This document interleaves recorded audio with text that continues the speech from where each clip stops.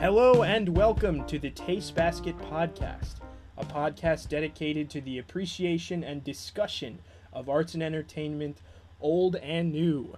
My name is Dan Porman. I could not be more thrilled to be reading this half-scripted introduction right now. With me today, my good friend, my co-host, my pretty much co-creator of the Taste Basket blog, Mr. Kevin Redding. Say hello. Hello, this is Kevin Redding. You wanna say a little bit about yourself? Okay. Well, I'm 23 years old. Oh wow, me too. Wow, that's great. A writer on the now renowned www.thetastebasket.com. I also do that. Yes. Mm-hmm. I freelance in my free time, hence the free. I freelance at Backstage magazine, where I don't do that. You don't do that. No. You do though. I do that. I've interviewed a few. Continue. I do that. I've interviewed people like Brad Dourif for the website. We know him as Chucky the Dahl and Billy Bibbit, and I'm very happy to be here. I'm in the comfort of my room, and I can't wait to get started. I love conversing with Dan Porman. What are you wearing? I'm wearing a maroon flannel shirt. Okay. And Dockers. I am wearing a white t-shirt with red corduroys. Ooh, yeah. Good choice. Some contrast, right? I like it. So for those of you who are still with us, we've lost a few people by now. Undoubtedly, we've lost a few. A little background on the Taste Basket podcast. If you guys have been reading the Taste Basket blog, the blog to which this podcast is a companion, the podcast is a new thing that we're trying out. And actually, this is, our first episode, but it's technically not our first episode. Right. I think it was about a week ago we recorded a podcast, which was supposed to be the debut inaugural podcast. We recorded it with Scott Interrante and PJ Grissar, also writers on the website. And I thought it was a great conversation. We chose an old film and a new film that all of us had never seen before to discuss. And our theme was art on art. So we chose Cinema Paradiso. Giuseppe Tornatore, 1988. Jesus. Right, yes, 88. Right. And Big Eyes, the new Tim Burton film. Tim Burton, 2014. So that first episode, I spent so long trying to edit it. I'm still trying to edit it. And I think Kevin and I, sort of came to the conclusion that it just wasn't going to cut it because there was so much strange noise. Some of our headphones weren't working properly. Our mics that we just bought, we're still kind of learning with them. It's amateur hour, basically. But we did manage to edit together a highlight reel, so to speak, of the original first episode, just because there were a lot of great musings and jokes in there. We didn't want to lose them all. We thought we were all exceptionally funny. Yeah, we loved ourselves. So that's why we're salvage doing it. Right, it's a narcissistic thing, almost entirely. That's why we're about to play you this highlight reel right now. And here we go. Let's roll that. Roll that! Cinema Paradiso and Big Eyes actually both then directly address the effect art has on real human emotion in everyday life as felt by everyday people. In Big Eyes, there's sort of two ideas of needing art to survive going on. One, the idea that it's about a painter who, for many years was struggling to make it big, a single mother who is, trying to break into the art world. Meanwhile, all these pretentious critics are saying that her work is kitsch, it's kitschy. It's nothing marketable. It's nothing that the art crowd is going to appreciate. So she's trying Terrence Stamp seal of approval. Right. And she's trying to make it as an artist, and that's one form of, she needs art to survive because that's what she feels that's the only thing she feels she can do. She takes her resume into a furniture company and says her portfolio. It's just you can tell that she feels that art is the only vehicle for her professionally. But then the other, the dichotomy of that, the other half being art to survive. For Christoph Waltz's character, Walter Keane, he needs to survive in the more vain sense, in the sense of achieving celebrity. Yeah, I do think that both kind of play this tug and war game with sentimentality. Yeah. Because in Cinema Paradiso, Salvatore, or Toto as he's called when he's a kid, is so enveloped in the whole magic of movies, and everything is just way over the top to him, and it's so emotional for him. But Alfredo, his mentor, just tells him like, oh, it's not anything special, you have to see the same movie 100 times. And but he's kind of reminded of how powerful movies can be through this kid. But even at the end, he tells him, leave this town, never come back, don't get dragged in by the nostalgia. Yeah. But he does, and at the end he comes back for Alfredo's funeral, and he's kind of overtaken by all these nostalgic emotions, and I think it kind of plays with that idea of the sort of sentimentality and the magic of movies. And I think it's really interesting that we don't see anything about him as a filmmaker. We don't see anything about him once he leaves that town and becomes famous. And in the same way, Big Eyes is that kind of maybe more on the surface dichotomy between Margaret Keane, who's very sentimental about her art, and she constantly says, like, these paintings are a part of me. Giving up these paintings was like giving away a child. And Walter Keane, who was very practical and saw it as a financial investment. And it kind of, I thought that was interesting that in both films they kind of play with that idea of art as this kind of magical, sentimental personification of yourself, even. It's interesting. Now, bear with me here, guys, but we're sort of, talking a little bit about, well, we're talking about art in the abstract, but we're also sort of talking about art mirroring life, and with Cinema Paradiso sort of, film as biography. And I know that Big Eyes is a biopic, but would it be a stretch to say that maybe this sort of speaks to the Bonham Carter Tim Burton breakup here? I don't know. That's true. The only thing stopping me from making the full leap is Christoph Waltz never eats bugs, and we know how Helena feels about Tim's bug eating. Yeah, Kevin has long sort of like believed that Tim Burton must eat bugs for dinner every night. He lives off bugs. Well, see, that's what I like about this film is it's a departure away from bug eating Tim Burton. Yeah. And I hope that he continues in this vein. I mean, it's nice because it's a return to these like way oversaturated colors that he did with like Edward Scissorhands and like some of his other early films. Yeah. And Beetlejuice to an extent too. But it's in a very different context because it's grounded in reality. Or at least it makes more sense so. with the subject matter. Yeah, well, see, so often his films are like that, where you get kind of a weirdo character, and then you're seeing how that weirdo character interacts within society. But this is very intimate. It's really Christoph and Walter Keane, and like that's it. It stays very much in their own world, even when they kind of break out.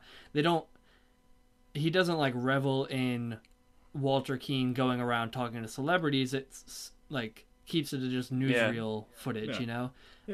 So it's kind of different. And Amy Adams, we got she's very good in this. She won the Golden Globe, and she's doing really well. And she's she sort of plays up that she's got this naivete to her. So Big Eyes, could be playing on a couple different levels there. She really is just sort of, she's pragmatic about the marriage, but is sort of deluding herself and lets it go a bit too far. But then in the end, there, she's sort of, she finds her strength a bit in that courtroom scene. So really loved the post-credit stuff in Big Eyes. How they said Walter Keane died penniless and alone. Yeah, really sad. They didn't give him any more significance than that. No. And that Margaret Keane is still alive. She's still alive. Yeah. Oh, and Walter Keane also never, always maintained that he was the real artist, because of course he would. Right. Yeah. I want footage of that actual trial, because apparently that's how they resolved everything. Yeah, well, I was listening to an interview with the writers, and they said they had to tone it down. And when I was watching the film, it seemed like, this is way too much. Right. But they actually toned it. All that stuff about him running back and forth between the witness box and examining himself. I thought that was just from Bananas, but yeah, that's really what happened. And I was actually even crazier. He said that, or they said that Walter Keane flew in all of these character witnesses for him to testify for him, and they all crumbled as soon as they were swearing on the Bible. They all no way, I can't testify for this guy, he's crazy. Wow. Except for one person, Wayne Newton. Wayne Newton was Walter Keane's sole character witness. And Walter Keane then said Dankeschön. So yeah, you heard in there a lot of funny things, I hope, right? Yes. Right, Kev? And we may have lost more people. And true, but at the same more time, listeners. At the same time, some genuinely academic, enlightening things too. Absolutely, yeah. Art about art without being outright meta. Yeah. And those are both very good movies, and people should definitely check them out on their own time. Yeah, absolutely. So that's that's the first. I guess that's the disclaimer to this new and better first episode. Oh boy. The ship is already sinking. Now that I said that, I'm tripping over my words. Kevin, why don't you just talk about something? Jesus. Okay. All right. Well, I'm not gonna beat around the bush here. I hate this month. I hate January in general. I miss October. If you're a reader of the Taste Basket site, you'll know that Dan and I share a love for the Halloween season, and we kind of dedicated the whole month of October to writing about it. We have Halloween movie list. We have Halloween music playlist list. Just to jump on. Just to jump on what you're saying there, friend, I too, well, you already kind of spoke for the both of us, but yeah, I'm gonna do that the rest of the podcast. I'm just gonna speak for the both. And I'm gonna continue to be redundant and make really outrageous noises. Yeah.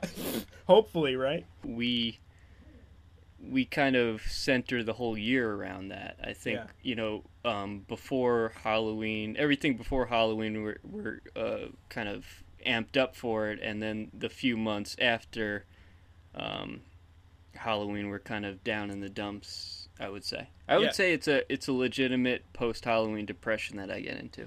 Oh, yeah, for sure. And then, once Christmas is over, it's like... Yeah. I think because the holiday means so much to us personally, both respectively, that everything we've written for the site... I like Halloween more than you. Okay, well, we don't need to... I was about to get to the serious part of the show, I'm sorry. It certainly does inform our writing. And I mean, that's a good thing. That's a positive thing. Whether or not you wish to mock us for playing into childish, otherwise childish things. If you really think about it, sentimental, nostalgic things. Yeah. Excuse me. But on the flip side of this, we get into, after, as you said, after Christmas, the holidays really are over, and you're kind of in this weird limbo of months where it's just kind of dreary. Like Yeah. January and February are kind of dreary. So like as arts and entertainment enthusiasts, what do you do? Right, and that's the thing too. They kind of push kind of bad movies to January too. You can't even go out to the movie theater and enjoy a movie. It's kind of reserved for like Liam Neeson action movies, which Right. I'm not against Liam Neeson action movies per se, but it's not really fun to go to the movies in January and February. I mean, yeah, looking back on 2014 and looking back on, kind of like the fall months there, a lot of great movies came out. Yeah. Like let's think. What did we have? We had Birdman. We had Birdman was great. Foxcatcher. We had Whiplash. Whiplash, fantastic. Over in Australia, the Babadook was Babadook. great. We had Kevin Smith's Tusk in September. Right, and I think a few listeners can probably pick up on a common theme among all these films we are rattling off. They are all kind of dark.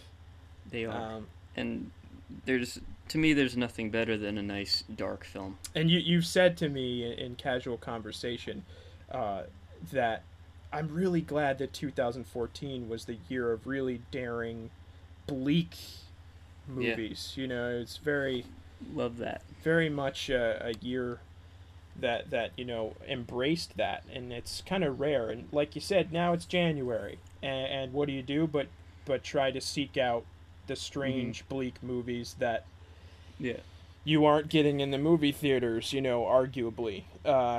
So yeah, this is really the time to bundle up, as it's very cold out these days, and go to your DVD shelf and watch something, or better yet, click on the old Netflix and do some exploring, because there are some kind of offbeat, odd little movies on there that you wouldn't normally find. And we were just talking. Oh, what? Just go. All right. Damn it. I was just going to say, I was just going to jump right into the pool here. There's a pool over here where I'm. Cool. That we both kind of watched an offbeat, odd little movie on Netflix called Frank recently. I actually, a few nights ago, watched it, and I hadn't even finished the movie yet, and I recommended it to Dan because it was very cool, and I really love that movie. Yeah. For those who aren't maybe familiar with Frank, let's see. I'm a little embarrassed I didn't take down the director's name. I don't want to say a wrong name. Yeah, let's look it up. You can hear our amateur keyboards clicking. Russell something, I want to say. Russell something. All right, let's see, Kevin. Let's see what comes up. If the guy's name is like Joe Simon, you're gonna be in deep shit. Then I was kind of close with the something, because something is Simon. Okay, Kevin, you were very close. Lenny Abramson. Abramson. Sorry if Lenny, if you're listening. Sorry if I stumbled over your surname there. Now, if people don't really know the premise of it, it's about this kind of odd little hipster band fronted by Frank is his name, and he's this kind of eccentric guy. He wears a giant like paper mache head and never takes it off. That's kind of his legend, is that he never really takes it off, and it follows this guy who becomes the keyboardist of the band, and you kind of see the band at work recording an album, and I loved it so much just because it didn't really have a crazy story. It was just kind of a glimpse into these weird people's lives. It kind of tackles mental illness, and I thought it was really good. Does so in a really subtle classy way. Mental illness, but it's not heavy-handed. It's mental illness and its effect on the arts and being creative, and specifically music in this case. but how that's sort of a freeing thing, and how I think there's a stigma attached to mental illness in the media and in arts and entertainment. We have to be telling these stories about mentally ill people who are like doing drugs and messing up all the time and like getting into dark shit. And not to say that that doesn't happen and that's not realistic, but and not to say that some stories that make use of narratives like that are invalid or anything, because they totally there's, I mean, look at like Train Spotting and stuff like that. Frank tackles it, and it sets its crosshairs on it, and it kind of just talks about it point blank. It's a harmless indie film, but it's not the type of movie that whose trailer would feature like the newest like Mumford and Sons knockoff band song. Right. As the movie goes on, you learn a little bit more about this Frank guy, and the keyboard is kind of like he's intimidated by him. Very, very impressed by Mr. Fassbender. Yeah, I had really known him from just the X-Men movie and Inglourious Bastards, and little things here and there. But this performance kind of blew me away. Like he does so much underneath that mask. Yeah, and he really brings this guy to life.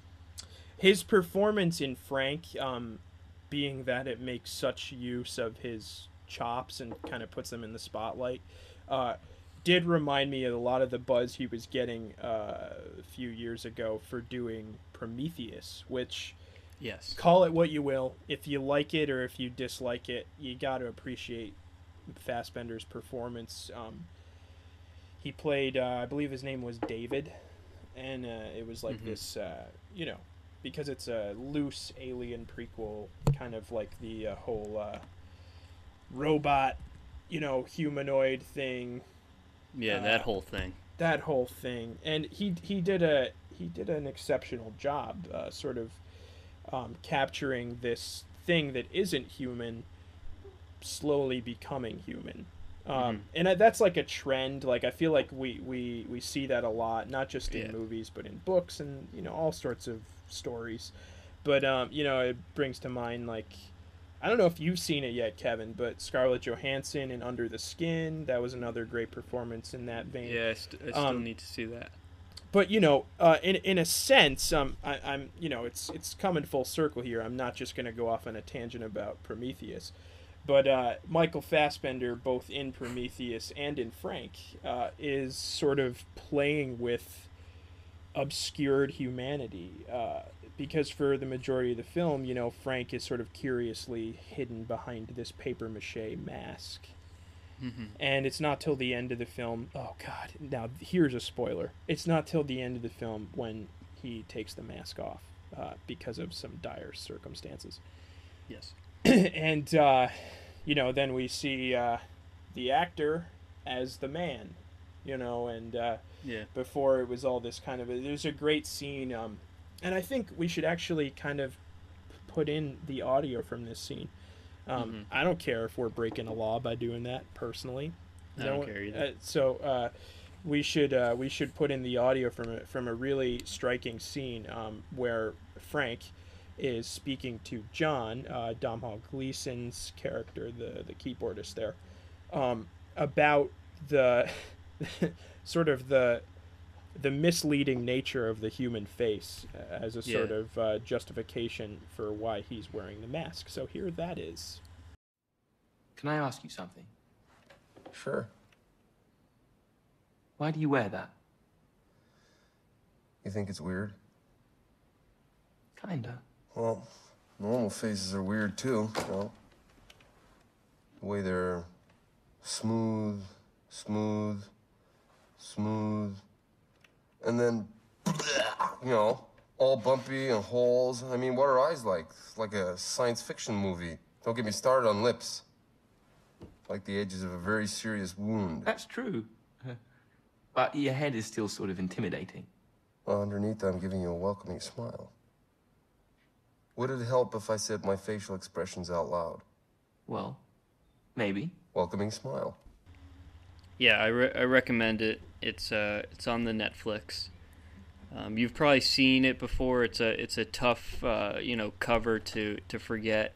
You probably passed it by, but you shouldn't pass it by anymore. Come on, give Frank a chance. I do have a recommendation. I will say that this is a film that has been being talked about. It did well at Sundance. I believe it won Best Screenplay at Sundance. Mm-hmm. It is The Skeleton Twins, of course, with Bill Hader and Kristen Wiig. And Kevin, I don't know if you've done your homework on that one either. I don't think you've watched that one yet. Did Russell Something direct that as well? Russell Something did not direct that. The director and writer of The Skeleton Twins is actually named Craig Johnson. Oh. He is an NYU film school grad, and I know that because I watched the making of on my personal DVD. Is there anything better than a making of feature? Absolutely not. It's great, but it's a soft spot in my heart for many years. Making of when my family had HBO because they got rid of it because it started costing too much. But when I was a kid, we had HBO on our home television, and it was our home box office. And nice plug. Thank you. Not really a plug. More like I'm just kind of exposing the We'll see a monetary thank you for that plug. Okay. So on HBO when I was a kid, I would always cozy up and watch the skin flicks. No. Cozy up on your couch and no, more like the what did they call their making of features? God, it's escaping me right now. I don't know if it was a particularly snappy name or not. It probably wasn't. It was probably like First Look or something. It might have been. Yeah, First I Look. think it is. Yeah, is that like kind of the like in between the movies? Sometimes they'd have like a little featurette. And so like let's say like I don't know like let's say one of the new Harry Potter movies is coming out. It's making its debut on HBO, right? They're gonna on a Friday night they're gonna show it at 8:00. And beforehand they would do a first look. Behind the scenes. A lot of people would view that as ruining the illusion, but I am so fascinated with the relationship between filmic narrative and illusion. Ooh. It is trying to be dark and sort of, captivating in that sense. The Skeleton Twins is a film which succeeds in that sense. It is surprisingly dark, especially considering we have two, improv background, former SNL cast members known for their zany characters, playing these two, depressed twins who are just reuniting after years of not speaking to one another. And, without giving too much away, because I really think that everyone should, sort of organically experience this film. Without giving too much away, they're bonded by such things as suicide. And, Bill Hader's character is homosexual. And questioning these sort of talking points that are kind of taboo, in 2014. Well, it's 2015 now, but... and doing it really in a very subtle, classy way. I just think the film is very straightforward. It's simple. It's minimalistic, but it's effective. It really and I think Gina Minjone, one of our writers for the Taste Basket blog, actually wrote a little bit about the Skeleton Twins for our entry First Watch 2014. Wherein a bunch of Taste Basket writers write about movies they have seen, both old and new, for the first time in 2014. Her new film, which she saw in 2014, was The Skeleton Twins. She talked about how the film sort of really successfully explores the complicated relationship between siblings and between family members, and how heavy stuff like suicide and sexuality being in an unhappy marriage, stuff like that, sort of, you know, informs, you know, both informs and sort of like trespasses, you know, the law of family and what it means to be siblings. It really affected me, and Kevin and I are both only children, so interesting that that I'm talking about that as if I know what the hell it's like to have a brother or sister.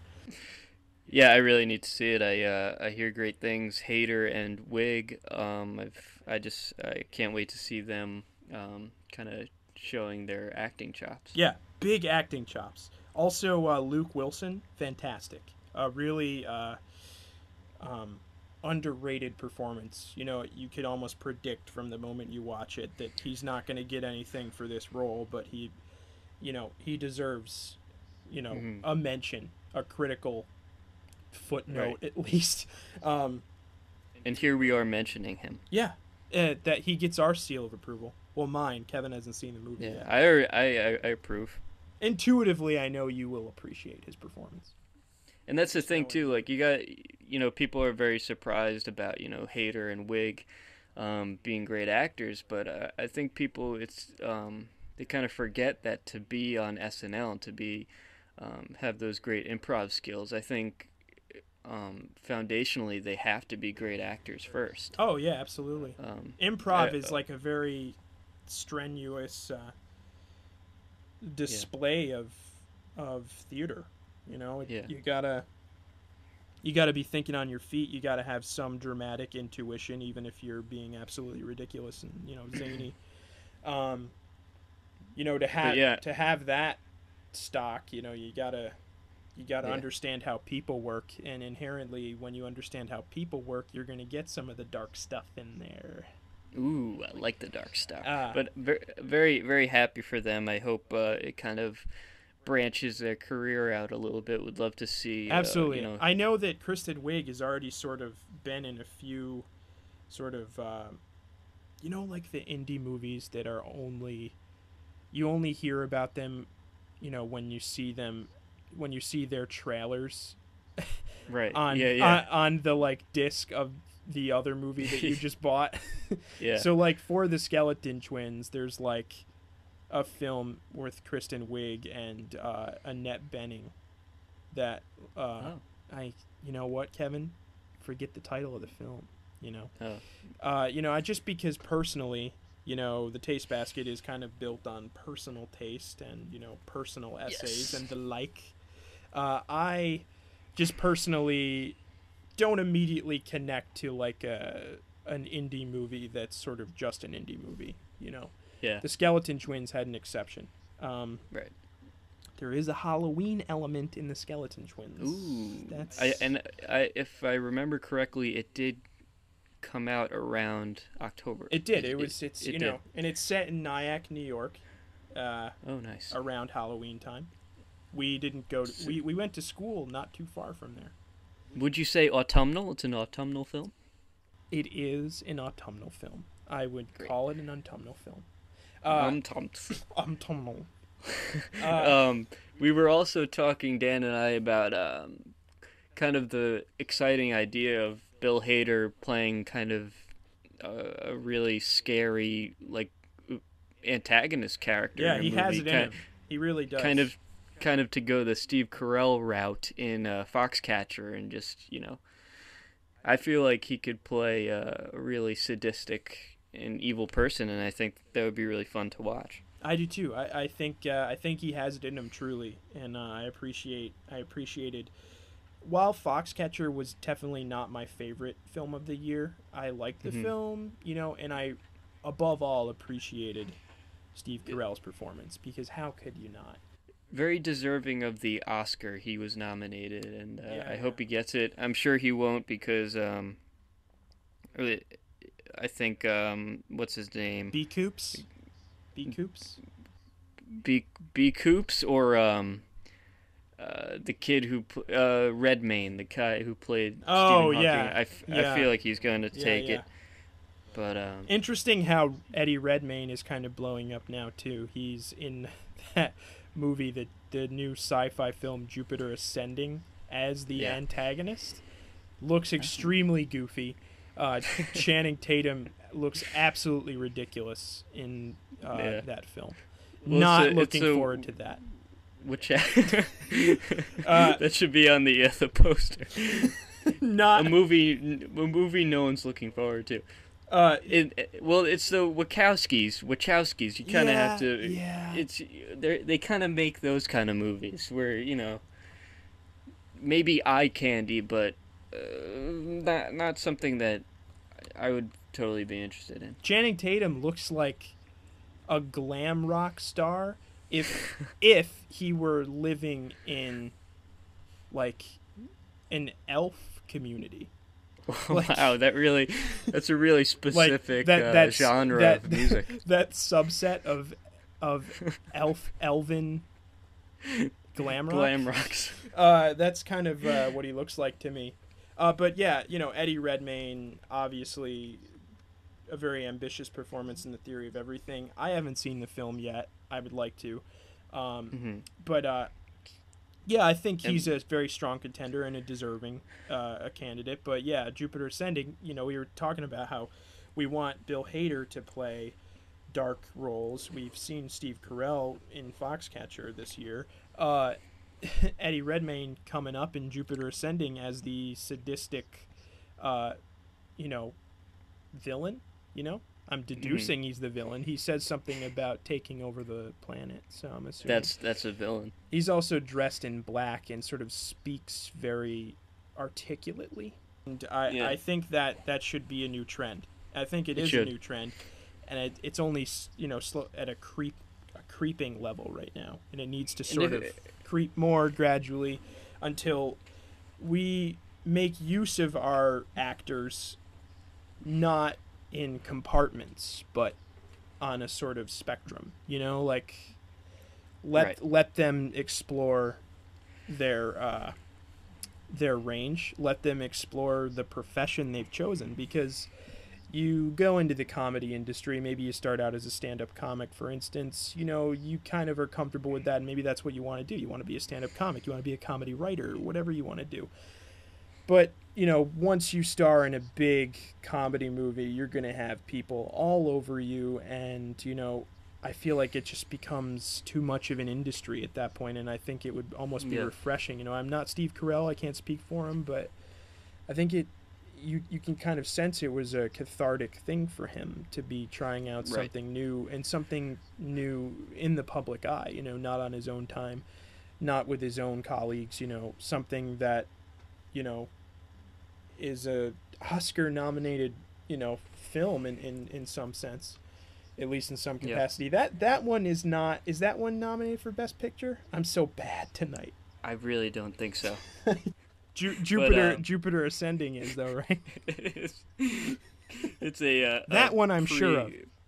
I think if you were to ask actors, they'd prefer to go for those kind of roles, the dark roles, especially having done the same thing on more than one occasion. Yeah.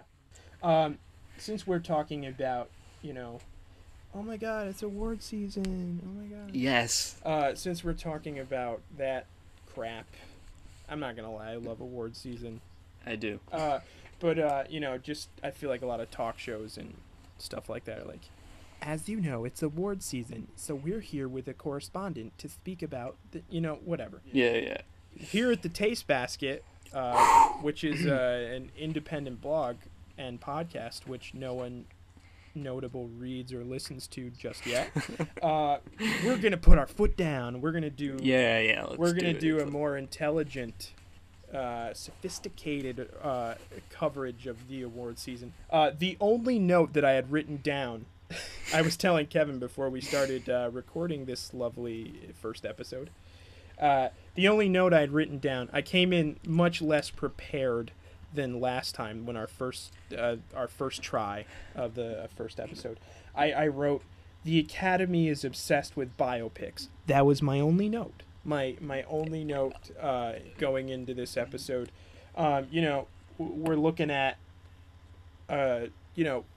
the fact that the Academy has always been obsessed with biopics, but like, come on, this year, Selma, The Imitation Game, Big Eyes to an extent, American Sniper, of course, Foxcatcher, The Theory of Everything.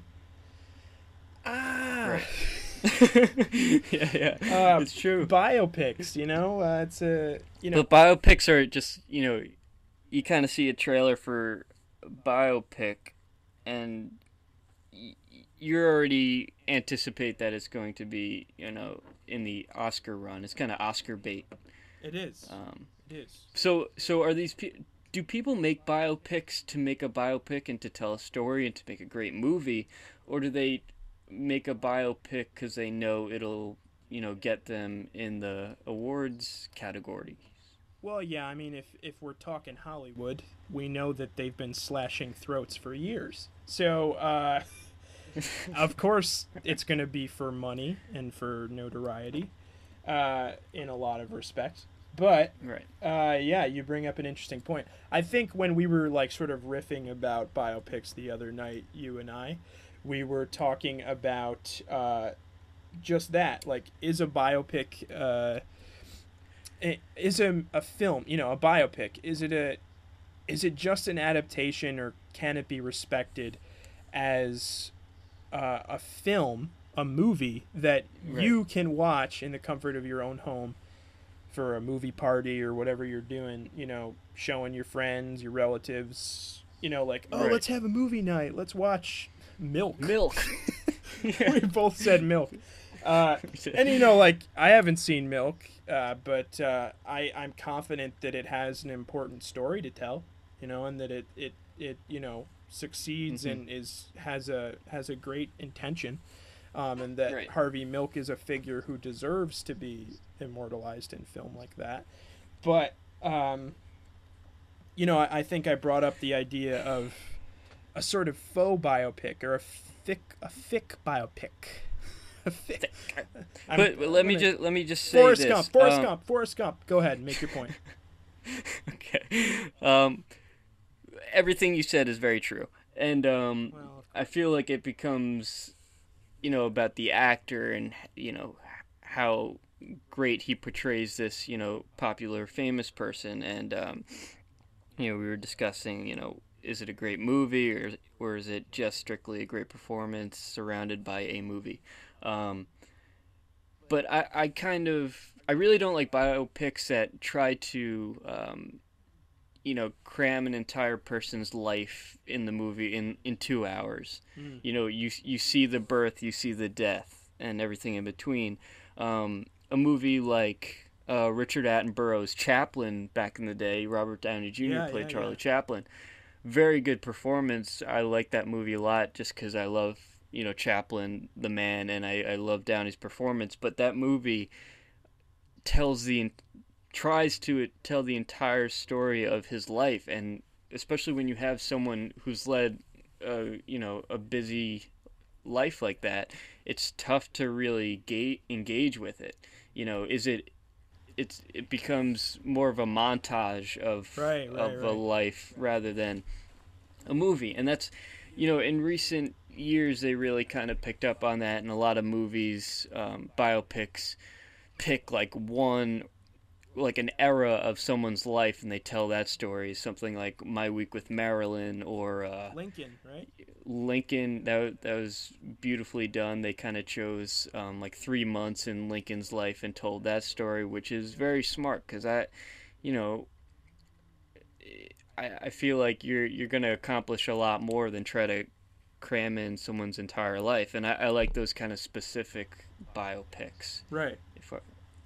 On the flip side, as I was saying before, looking at a motion picture that is sort of imitating the biopic form, with an original story. I did mention Forrest Gump 3 times before you made your point.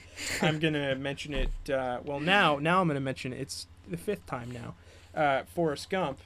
Which is a renowned film, as we all know. I don't know who we all is. Maybe Kevin and I, Kevin and I, and everyone who may or may not be listening. even the ghosts. I think Robert Zemeckis is listening right now. So great! He directed that really awful episode of Tales from the Crypt 2 that we watched recently, with the painting of Humphrey Bogart. Not a painting, but like a rendering. It was weird, terrible. But anyways, So like Forrest Gump obviously is sort of imitating the biopic formula, and specifically, as Kevin mentioned, the biopic formula of here's a person as a child, here he is as an adult, here are many phases of his life. So in many ways, through Kevin's lens there, even though it's not a true biopic, Forrest Gump is a story that's cramming that person's whole life into it. It is a montage of someone's life, but it's a fictional, it's like an original story. It's and so like, if you were to take a real, bona fide biopic about a real person who lived in real life, would that be more boring? I think, honestly, something like, you think of movies like Ray or Walk the Line, those kind of things. And Ray, I haven't seen Walk the Line, but I know Ray tells the whole story, like you see him as a kid growing up, and continue. Well, I mean, just that point, like Ray and Walk the Line are great films, arguably, but are they great films to watch for continuous entertainment? And of course, movies are not made just to entertain people. It's more complicated than that, it's deeper than that, whatever, but speaking from the sort of recreational standpoint, where spiritually we love movies, and we're gonna just want to cozy up and watch a movie and have it affect us for that span of 2 hours or whatever, and sort of maybe share it with our friends and experience it a second time. Like Kevin had brought up at the beginning of our biopic discussion, are you more prone to not do that with a biopic, especially one that spans a figure's entire life? You're not gonna be like, oh, crack out the Coke and some popcorn, and we're gonna watch Harvey Milk's life. Maybe once, but you're not gonna go and be like, oh, this is a great movie for a social gathering later, where we can all talk about it. It's just kind of like at face value, you watch it, you like it or you dislike it, you take whatever message it's given you, you process it, you've consumed the film, right? And you've consumed a piece of history, and you've sort of come face to face with history in the case of a lot of these biopics, and sort of looking at it not just from a textbook perspective is a helpful thing, and it keeps people engaged in history and interested in history, which is important on that specific level. But I don't know. I just think I wouldn't want to be I feel bad. I keep using Milk. Harvey Milk is rolling in his fucking grave. But I'm not gonna be hey, do you want to watch Walk the Line? I'll bring Walk the Line over, and you can't discriminate or make judgments or you can't assume too much, because of course there are people out there who love that film, and they're gonna be like, yeah, let's watch Walk the Line, and we'll make it a fun group, but I don't know. Kevin, I'm talking in circles. I don't want to be known as the guy who's all about explosions and sex scenes, because I'm not. I'm definitely not that shallow. It's just a really tricky predicament. Interesting thing you brought up there. I get it, and we were talking about. I think you asked me in a roundabout way, what kind of biopic I would like to see. On the big screen. This is our segment here, the biopic segment. Biopics, where we pick things that we want to see as biopics. You like that? Naturally, right? And this has been plaguing my mind for a little bit. I brought it up to Dan, and he seemed to be on board. But I think the last few months been really delving into the discography of Weezer, notably the Blue album, their first album, and Pinkerton, their second album. Now, if people, classic albums, great albums, beautiful albums. If people don't know the story of Weezer back in their heyday, you know, they're not just the band that did Beverly Hills. They're a great. Oh God, no. Oh God. Yeah, that's unfortunately what a lot of people see them as. But they are a very innovative band, and Rivers Cuomo is a beautiful songwriter and kind of puts his whole life out there for us all to listen to, and the kind of condensed story is that they recorded Blue album, got released in 1994. It was great, big commercial success. Critics loved it, people loved it. They got their fan base, you know, a lot of great songs on there. Street cred, a lot of indie street cred, a lot of street 90s cred. cool kids street cred. Yeah, Buddy Holly, you got Say It Ain't So, you got Surf Wax America, you've got Undone, the Sweater Song. The world has turned and left me here. Ooh, yes. Only in Dreams, you got some great songs. And so Rivers said, okay, I got a fan base now. I think I could be a little more honest with my listeners and, kind of grab something more from my inner soul and project it out and put it down on record. We can do that. You know, the whole songwriter thing. Yeah. Like really delving into his role as a songwriter. Naturally. Right, it's a natural move, you know, you can't blame the guy. And it was a risky move because some of the songs, you know, he was going to be writing were a lot different from the Blue album. And I think I read that it was a little tough to get the other band members on board. You know, they didn't quite see what his vision was for it, but he said, guys, trust me, this is what Weezer needs to do. So they record Pinkerton, their second album, in 1995, and it gets released in 1996. Well, let's just say people didn't really get it. People weren't on board. It was voted worst album of the year by Rolling Stone magazine. Fans didn't like it. Critics really didn't like it. And needless to say, the poor guy Rivers Cuomo kind of had a nervous breakdown because of it, and he really judged himself and didn't think anyone liked him. He doubted. He started second guessing the first album, and it just got it rolled into him, kind of quitting the music business for a little bit and going into Harvard, because that's what we all do when we get into nervous breakdowns. We enroll in Harvard and we go into Harvard. Right. And he really didn't resurface with the band until it took about 5 to 6 years when they released the Green album in 2001. But I'm saying, well, and fast forward a decade or so, Rolling Stone magazine put it as number 16 on their greatest albums of all time. Yeah, this is Pinkerton he's speaking of. Yeah, Pinkerton has a half-life. It's a cult story heard around the world.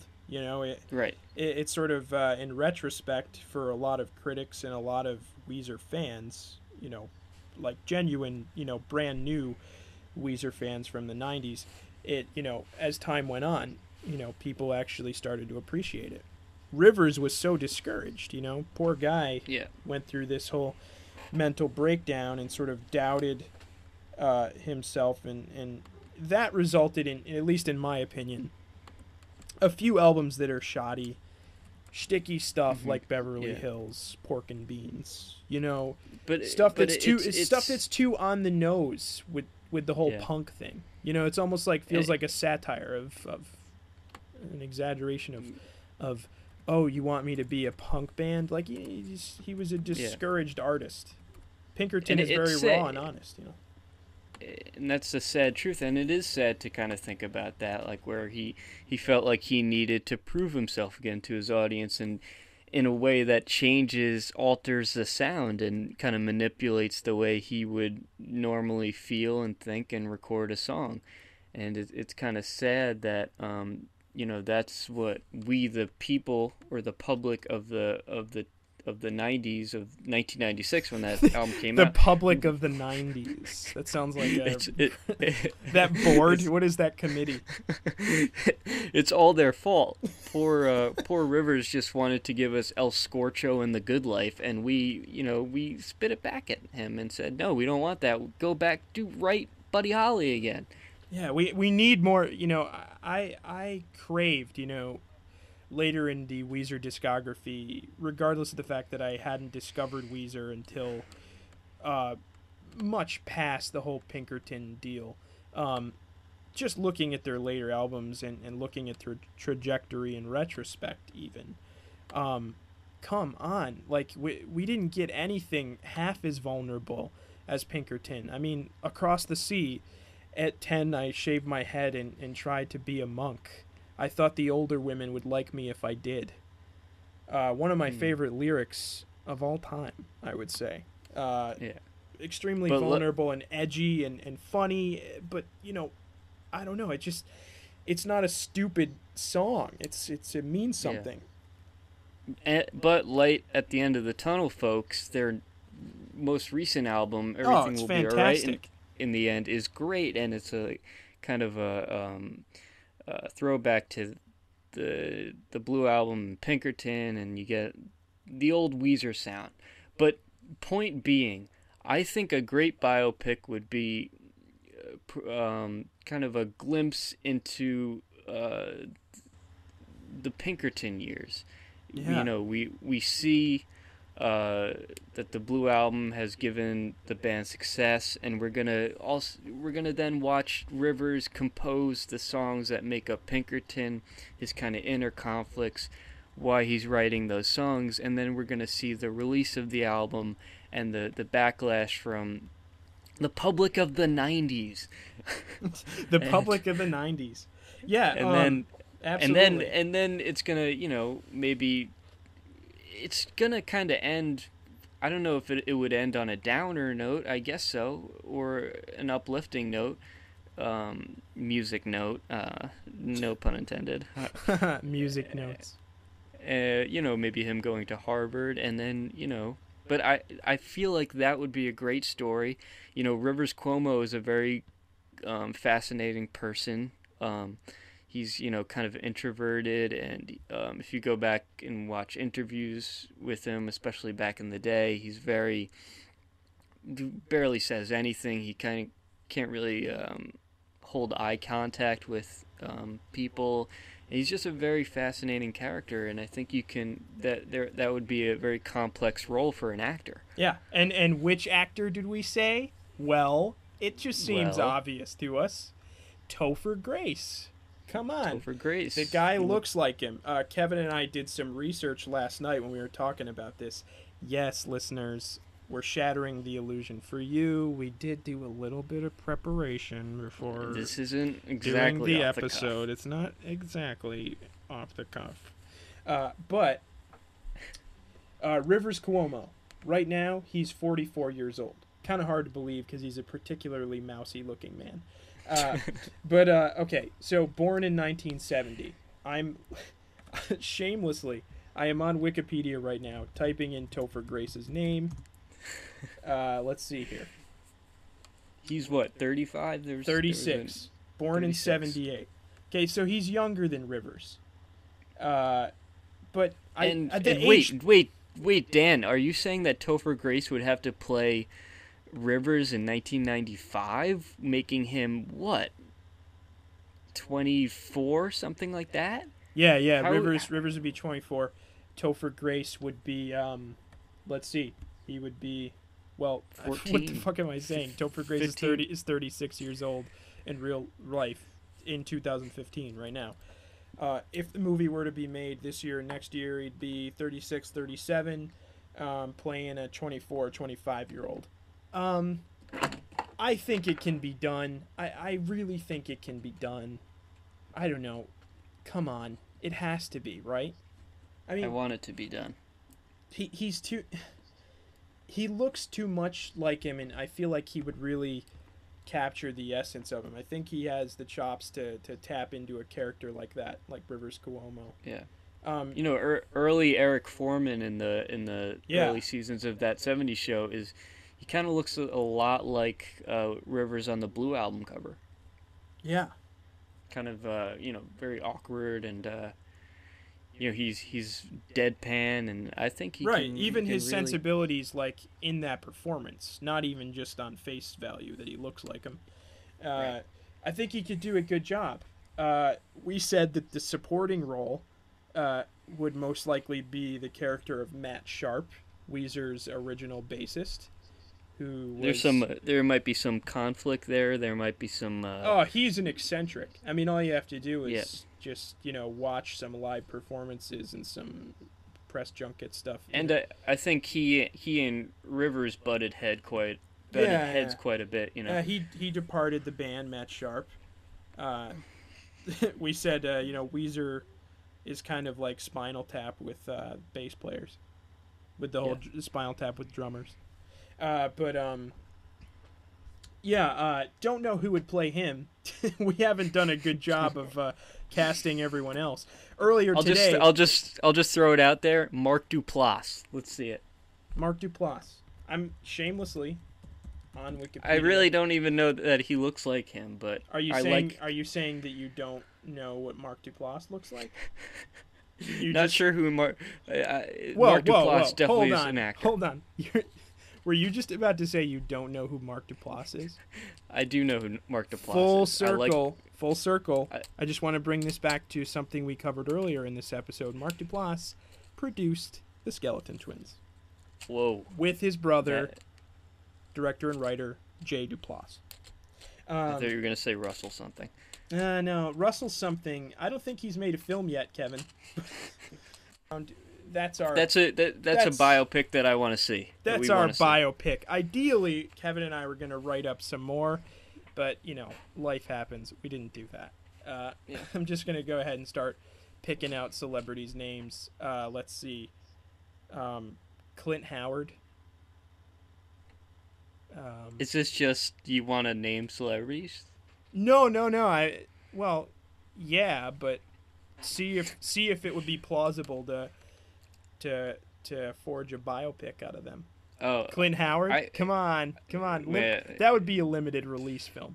I don't think the Academy will be and by limited release, I mean Clint Howard made it with his handheld video camera from 1986 in Ron's basement. Ron let him borrow a handy cam. Yeah, limited release, it's showing in the Howard family basement at Ron's house. Ron's house. Clint must be spending some nights there, right? He's got to have some sort of sleeping bag arrangement. Yeah. A film that, a biopic that I'd love to see, this might be a little cliche. People say, yeah, of course, who cares? Are you going to say Teddy Roosevelt?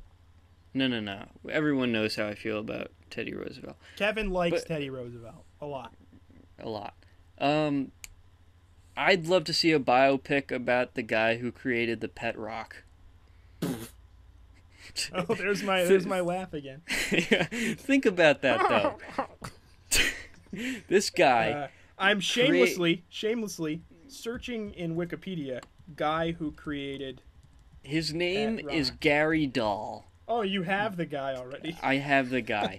I put my research into this. You have his file. Okay. Dahl, Gary Dahl, as in Roald Dahl.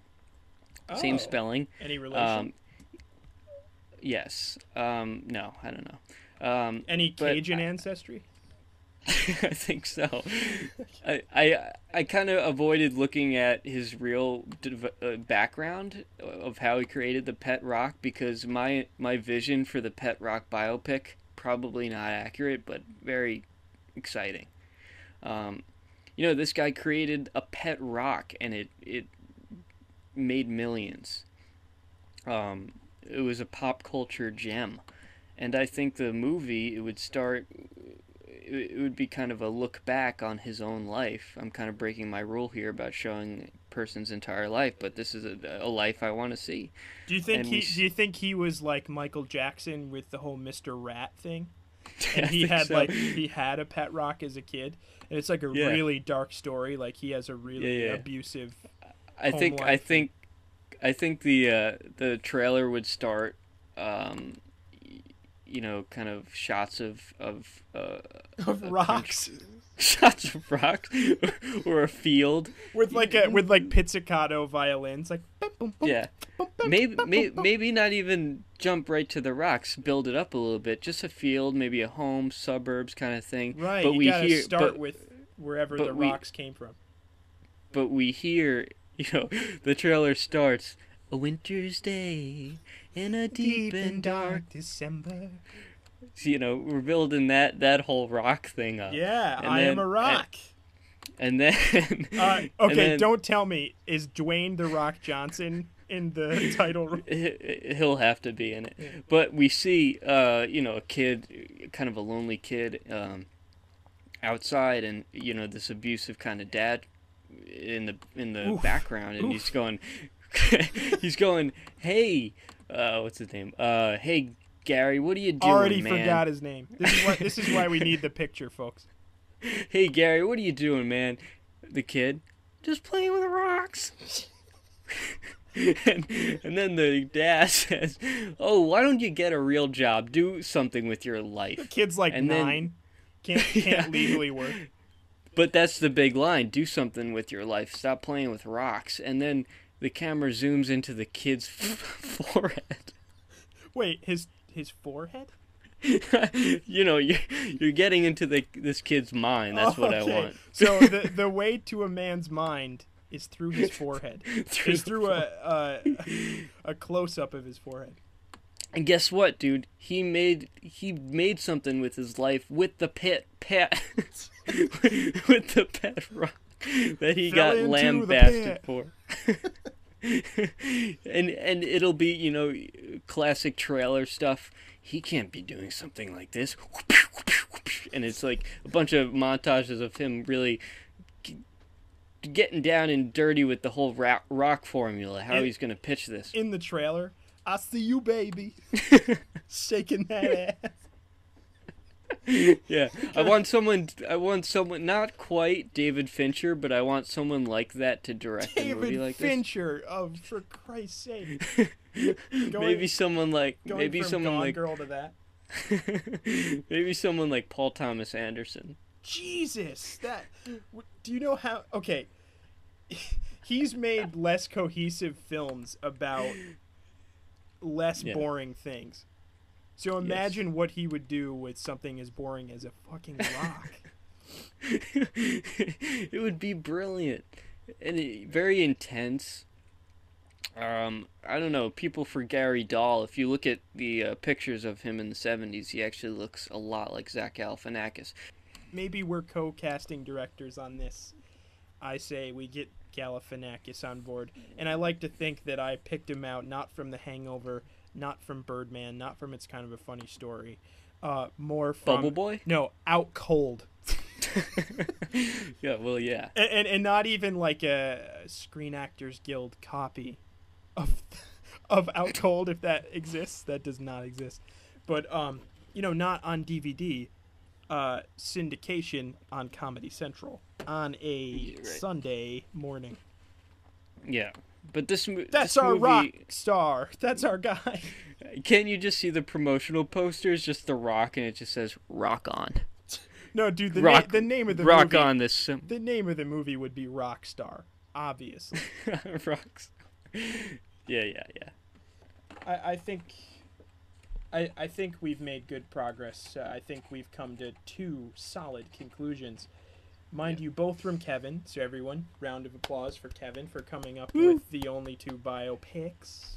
I kind of co-authored him on the whole Rivers Cuomo thing before we recorded. You kind of join the journey as we embark. All from the forehead of Kevin Redding, though. The outlet to a man's mind. Yeah. I think we've said it all. I think we have too. If it's okay, so I guess I'm just gonna say this. if you guys like what you just heard, I don't know, come back again. Come back again. We'll probably do this. That sign off. Right But now. Listen, but this we'll is be all recording them. Yeah, this is all an experiment. Thank you for sticking by with us. Thanks for listening to the highlight reel of our first episode, which sadly couldn't make it to this page. If you haven't read the Taste Basket blog, please do. It's simply http://thetastebasket.com. We're just gonna do this. How about we just hypnotize them? Yes. Okay. That'll be our outro. Okay. So Okay. the Taste Basket. The Taste Basket. The Taste. The Taste Basket. Put The us. Taste Basket. Jump into. The Taste Basket. We will throw you into The Taste the Basket. Taste Basket. The Taste The Basket. Taste Basket. Taste Basket. .com.